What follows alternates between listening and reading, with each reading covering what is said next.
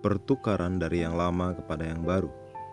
Sebab waktu kita masih hidup di dalam daging, hawa nafsu dosa yang dirangsang oleh hukum Taurat bekerja dalam anggota-anggota tubuh kita, agar kita berbuah bagi maut.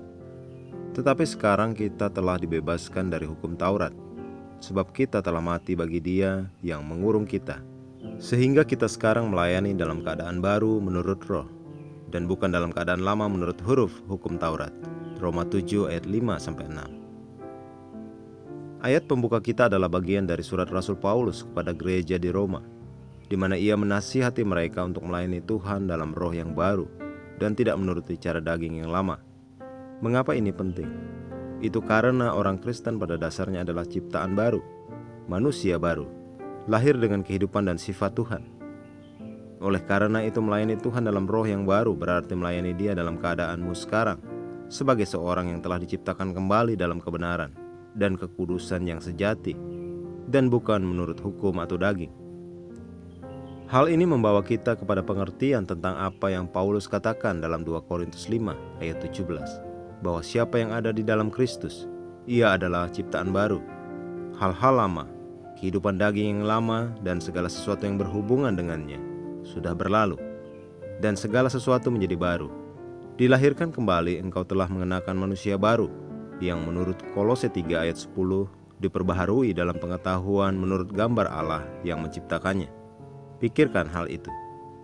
Tidak heran Alkitab berkata, sebagaimana Dia adanya, demikian juga kita di dunia ini. 1 Yohanes 4 ayat 17. Roma 6 ayat 6 berkata, karena kita tahu bahwa manusia lama kita telah turut disalibkan, supaya tubuh dosa kita hilang kuasanya, agar jangan kita menghambakan diri lagi kepada dosa. Kehidupan lama digantikan dengan kehidupan Kristus. Bukan hanya sekedar perubahan yang terjadi dalam dirimu ketika engkau dilahirkan kembali.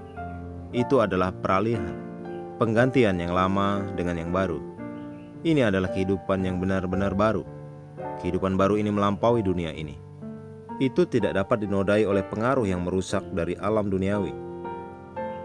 Roma 6 ayat 4 berkata, dengan demikian kita telah dikuburkan bersama-sama dengan Dia oleh baptisan dalam kematian, supaya sama seperti Kristus telah dibangkitkan dari antara orang mati oleh kemuliaan Bapa, demikian juga kita akan hidup dalam hidup yang baru.